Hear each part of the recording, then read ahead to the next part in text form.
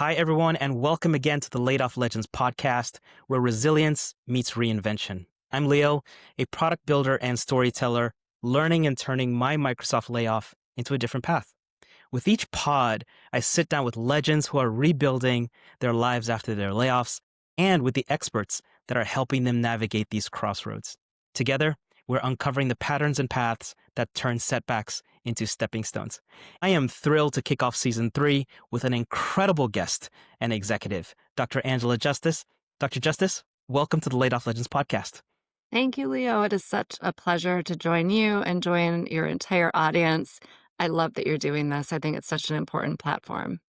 Thank you for the comments, and I love the work that you've provided that we're going to go through today.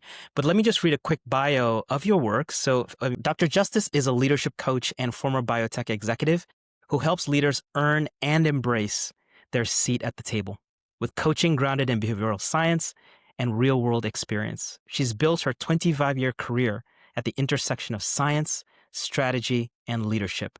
Today, she coaches senior biotech leaders to do the same, to operate at a higher level, to shape what's next, and to drive outcomes that actually stick. Dr. Justice, welcome again to the podcast. Thank you so much. I love the fact that we're talking about one of your recent articles today, The Loyalty Trap, Why Good People Get Blindsided at Work. And I read this several times, and I loved it for two reasons. One, it's evergreen. I feel like if I read this 10 years ago, today, or even 10 years from now, the lessons still apply. And the second thing I loved was that it was universally applicable, whether early in career, you're mid to late, or even at a very senior level. This article really, really holds a lot of powerful principles that you can apply. Thank you. I'm really pleased to hear that.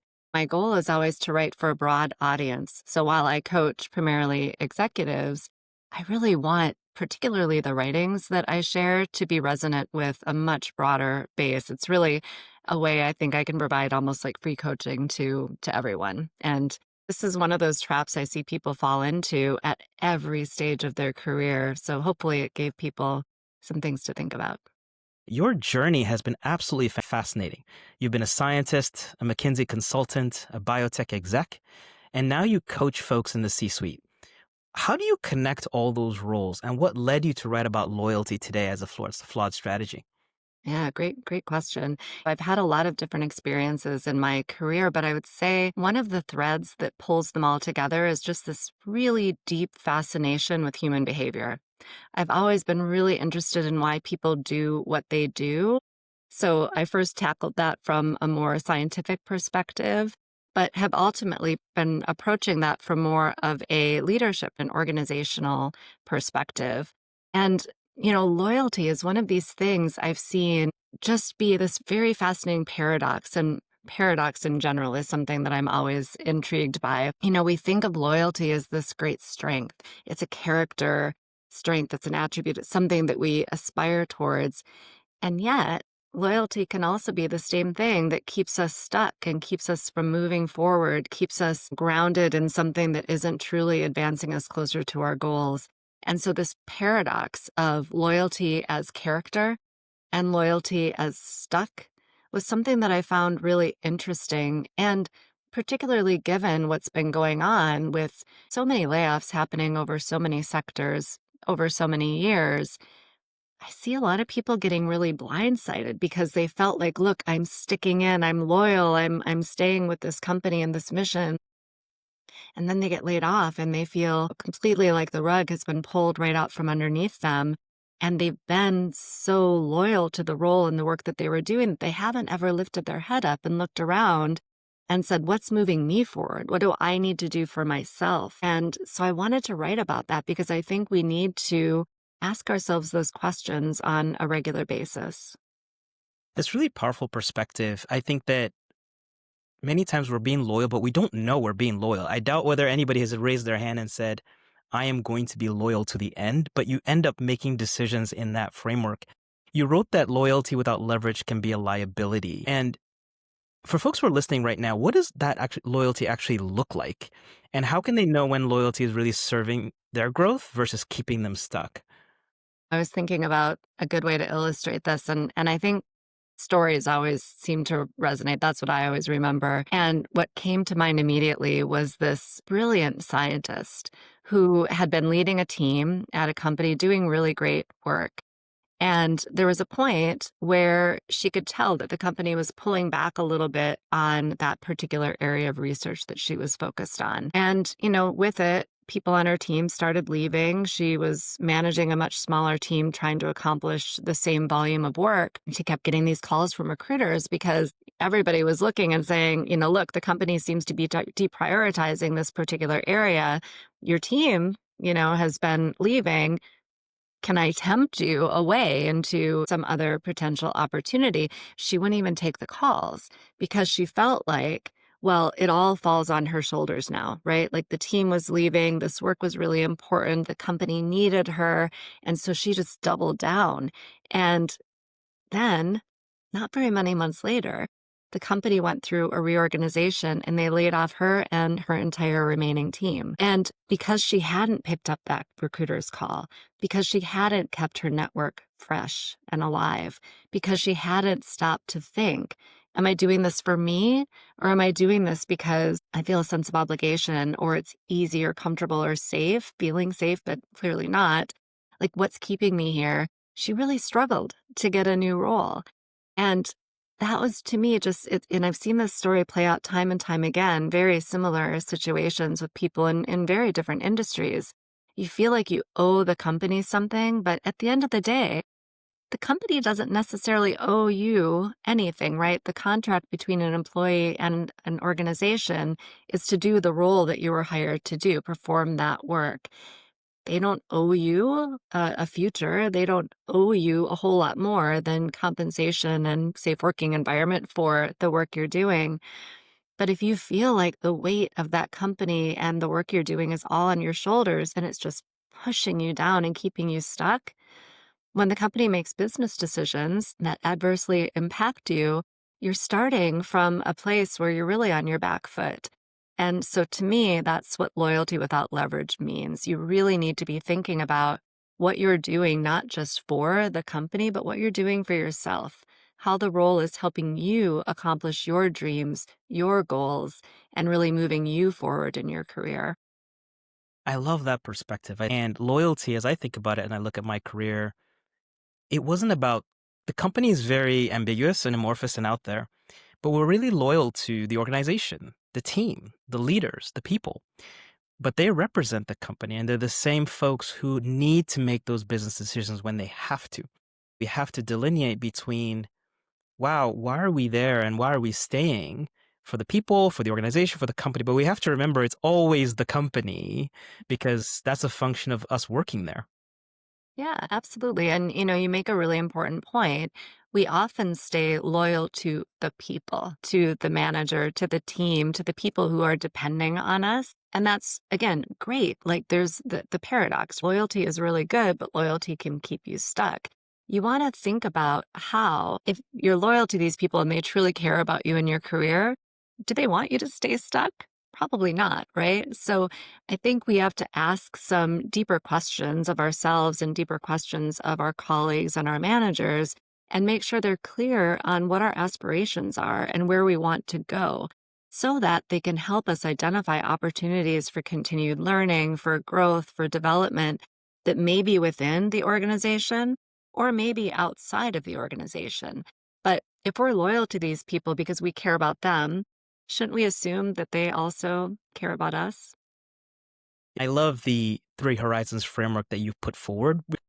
Talked about what you're solving for now, what you're solving for in terms of the next version of you, and then how the role serves your evolution. Could you walk us through the Three Horizon framework and how that could apply to someone today in their career journey? Yeah, absolutely. That first question, what you're solving for now, is really important. And for a lot of folks right now who are looking for work, who have been laid off, who are struggling to find that next job, what they're solving for now, it might be stability. It might be a paycheck. It might be benefits. It might be getting off the grind of these constant interviews. And that's okay. Knowing that is perfectly okay. Somebody else might be solving for building this career and advancing their skills or knowledge in particular areas because they're striving for this next level of success or opportunity. Also, okay. You just need to know what it is that you're solving for now, and then think about what you want further down the road. And then you think about how you bridge the two. So if I'm out of a job right now and I just need a paycheck, I just need stability, then that needs to be my focus, my mission. I'm trying to find a role where I can get that stability. And then when I find that role or I'm filtering for different roles, I want to be thinking about how I can show up in that role in a way that's still going to advance me towards whatever it is I want next. So maybe that means I have to show up as stable and reliable and deliver what I need to deliver for that organization to build my reputation, to build up my so I don't feel on the back foot so much next time I'm out of a job. But whatever it is, find a way to accomplish those goals in that role and then think about, okay, what does that mean next? So, solving for stability, get the job, do a great job in that role, be stable in that role for a time so that you can start thinking about what might be next for you. Or if I'm in a role and maybe I'm not really feeling like I'm evolving or developing, I feel a little stuck, a little plateaued. What I'm solving for now needs to be some sort of advancement, some acceleration, something that is going to get me out of this feeling of being stuck so that I can move forward in my career. So then you want to start looking at ways that you can build skills or experiences or networks that are going to help you move forward. And that could be work within your current organization. So finding a different way of tapping into different learning opportunities. Or maybe it means looking outside of your organization. Either way, what you're trying to do is find a way to look at what you need to solve for now with what is out there for you, and then think about how you can bridge the two together in a way that's going to be meaningful and achievable and help you move forward. I love that you wrote, what's the next version of you? In tech, we talk about V1, V2, and each version is a different perspective. It's a different maturity level. I'm curious, this speaks to personal evolution, not just career growth. Could you talk about why you positioned it that way? Well, I love exactly what you said. And I think that's just it. We often think about different versions of software or platforms or programs, and we think about how we iterate on those. But we can do the same with ourselves and with our own professional brand, reputation, career. And so if we think about, look, this is version, 2.0, but version 5 is going to be me doing X, right? And all these different things are happening. Then you can design how to get from 2 to 5 and think about the various steps or changes that you need to make along the way. And when you think about it that way, you almost abstract yourself out of it. So it's not quite as emotional, not quite as destabilizing. If you think of it more as yourself as a product that you're trying to iterate and evolve, you can look at it with a bit more objectivity. So, looking at it as versions can be a really powerful way to get a little bit out of your head, a little bit out of your own emotion, and into more of a problem solving state that tends to be a little bit easier for a lot of people to approach. I love that framing because some of these roles that, to a certain extent, we lean into loyalty just naturally, they're mission driven. Yeah. And so, on a lot of tech jobs, a lot of biopharma, even government roles, Yeah. folks could earn more elsewhere, but they believe in the mission. They've chosen to say, this is what I want to do with my piece of the planet right now. I'm curious, those types of mission oriented roles or mission oriented thinking, how can people stay committed to the mission without sacrificing themselves?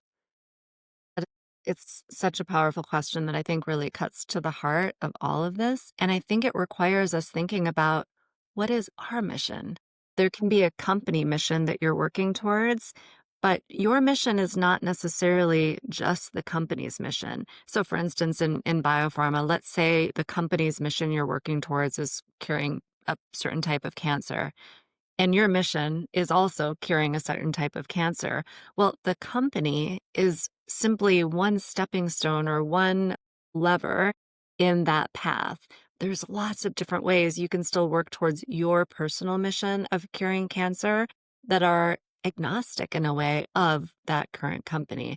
So if that company goes away or if you leave that company, it doesn't mean you're deserting your personal mission. It just means that that wasn't the path that was going to get you all the way there. Love that. The company is not the hero of the story, you are. And so Yeah. you take your mission, move forward with that. That's really powerful.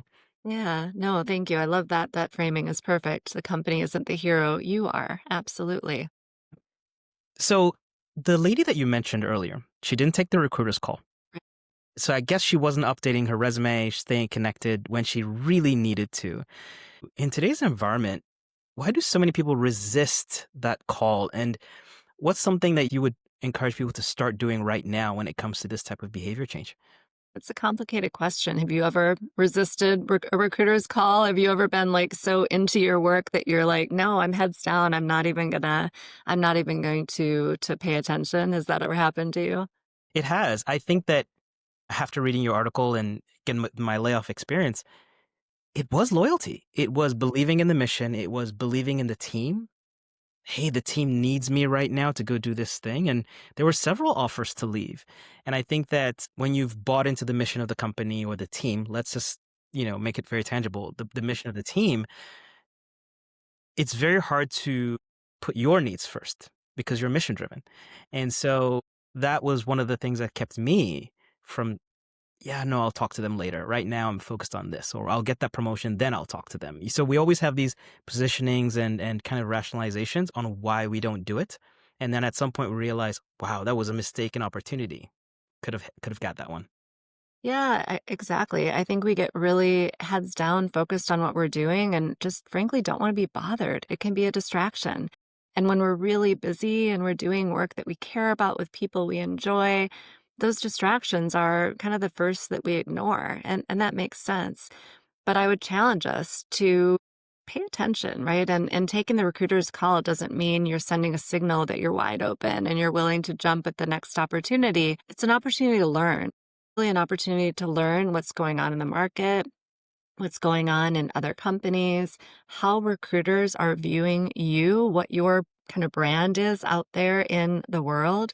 So if you view it more as a data seeking mission, right? Like you're just trying to learn a little bit as opposed to exploring an opportunity, because frankly, it doesn't have to be that, then I think it can be a little bit easier to take those calls. The other thing that you can do when you take those calls is really view it as more philanthropic isn't the quite right word, but collaborative for the recruiters, because often they're also looking for what you know and who you know. And if you're not interested in a role at the particular time, that's perfectly fine. And you can very clearly say that, but you might know somebody who is, or you might know someone that they should talk to. And by the way, you're building reciprocity when you do that. So the next time a recruiter has something that might be interesting, they're going to call you again because they know even if you're not interested, you're likely going to give them a name or a tidbit of information, something that builds and deepens that relationship with them. And those are just that, they're relationships. If you can think about recruiters as people with whom you have relationships, not as salespeople who are out there trying to fill a job, I think that changes the conversation quite an awful lot. Wow, I really like that. Thinking about a relationship with a recruiter as a relationship versus something transactional. How should folks think about this tangibly? Is this something that you should do on a monthly basis, quarterly basis? Because if I think about biotech and pharma, some of these projects are super long. You're working on something for a year, 2 years, you want to see it through. And so that's really difficult. With tech and some of these other roles, we're on a quarterly basis, maybe even shorter. I'm curious, how do folks bridge that gap with the longevity of their projects versus keeping their heads up and knowing what's available? Yeah, I think it's a great question. And the answer is probably a little bit different for every person. But I would argue you should be looking at your resume and doing a full refresh at least once a year, but ideally every quarter, because every quarter you will have had some new projects, some new milestones, some new accomplishments that if you're trying to recreate those 6 months later, a year, 2 years later, you're going to forget and you won't have that level of detail that's going to be truly compelling. So I would most definitely keep your resume up to date and look at it on a quarterly basis. Same with your LinkedIn profile. I would take any recruiter's call that comes my way, frankly, anytime, because you're trying to build those relationships. You're not trying to transact over a given job.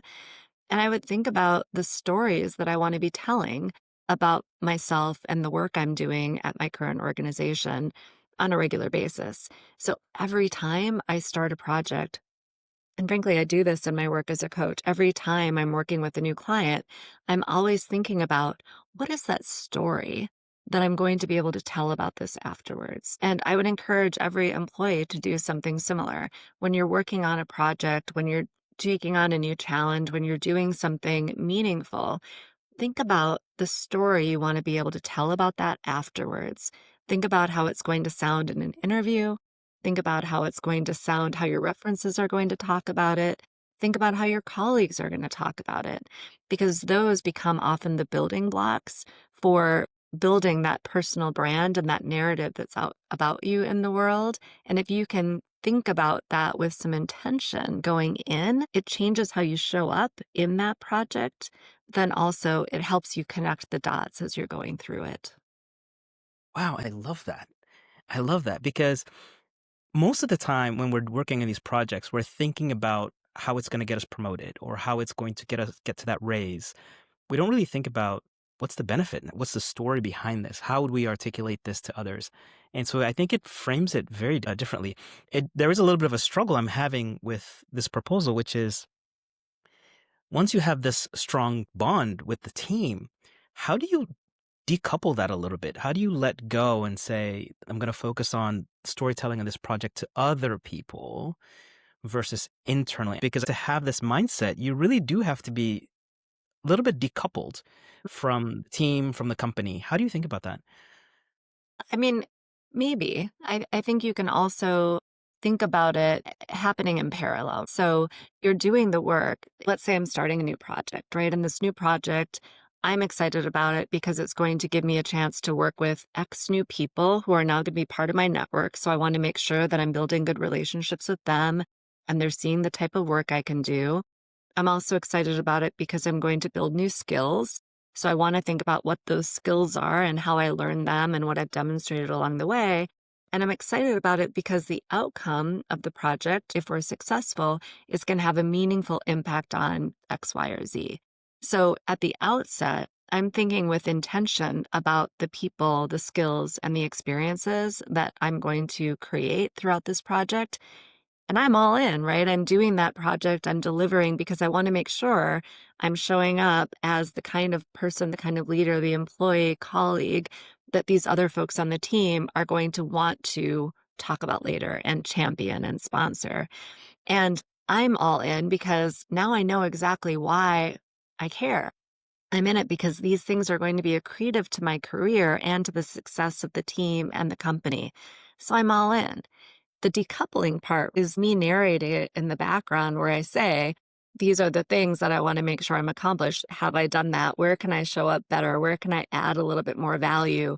Where can I connect the dots in ways that perhaps I haven't? So I think it's being all in, but knowing very clearly why you're all in and how being all in is actually going to help you, not just help the team and the company. That's super insightful. That's super insightful. It's there is a zoom in and then there's also a zoom out, which is really, really insightful. Thank you for sharing that. And at the end of the article, you talk about loyalty to self doesn't equal selfishness. What does that mean in practice? And what mantra would you want every listener to carry into their career as Yeah. I mean, I think, right, that's it. I think if people can carry loyalty to self is not selfish, that I think that in and of itself is quite a powerful thing to think about. And, what it really means is you're not being selfish simply because you put your own needs in the conversation. It doesn't mean your own needs have to trump everything. Of course, you're there to do a good job. You want to show up as a great team member, as a great colleague, as a great leader, but you also need to be clear on what you want. And it's not selfish to think about what you want and think about how to accomplish that. So you could say, I'm not being selfish, right, by caring about my own needs. Or you could say something like, I deserve success and happiness, right? Because at the end of the day, this is what it all comes down to is what are you doing for yourself that's going to help you be successful, be happy, be fulfilled? And if it just so happens that a company or team that you're working on gets to be part of that journey with you, well, lucky for them, right? And lucky for you. Incredible insights, Angela. Thank you so much. As we wrap today, are there any final words you'd like to share with our laid off and professional community? I would say spend a little time really thinking about those three horizons. Think about what it is that you need now, what you're solving for now, what that next version of you is, and what's going to get you closer to that. And then how every opportunity in front of you is going to be a bridge between what you need now and what you need in the future. Thank you for sharing. Super insightful. Angela, love the article. I know that there are more coming. Where can people find you? How can people engage? Yeah, great. Thanks for that. So I post regularly on my website. So it's justicegroupadvisors.com. And I'd love it for folks to check that out. I also post regularly on LinkedIn, and it's Angela Justice PhD is my profile. So certainly follow me there. I have a LinkedIn newsletter that I put out every other week. And I try to post quite regularly. So would love for folks to engage and comment and start conversations with me there. That would be wonderful. Thank you for the content you put out. It's so generous and it's so insightful in terms of the wisdom you share, but then also the networks you have. It was also the way we got connected. So thank you so much for being so generous with that. Wonderful. Well, thank you, and such a pleasure. And again, thank you for doing this. I think this type of platform is so incredibly important for people to feel like, one, they're not alone, and two, get some real actionable insights and wisdom from you and from the folks you bring on. Truly helpful because really it's a community all around. And when we help one another, everyone succeeds. Well said, Angela. Well said. Folks, thank you for listening to today's episode. I will leave you with a quote from Angela's article. You can stay, you can leave, but whatever you do, make sure you're not waiting for somebody else to make the call. If today's story inspired you, please subscribe and share it with someone who needs to hear it. If you have any questions, you could drop them below. I answer those personally or can reach out to others, Angela included, that can help answer those questions. For more insights, please join us and follow us on YouTube, LinkedIn, and our school community of legends rewriting what's possible after a layoff. Remember, every ending holds the blueprint for a new beginning. Thanks, everybody, and we'll see you next time.